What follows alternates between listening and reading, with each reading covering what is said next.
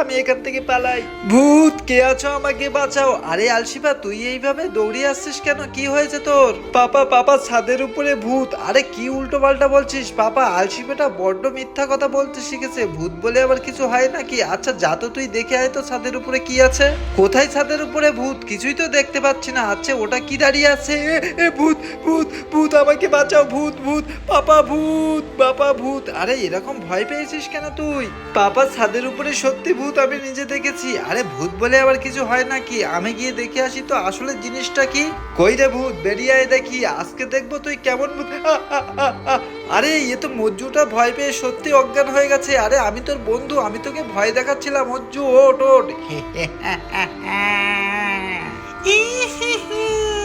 এখন আমি ভূত হয়ে গেছি।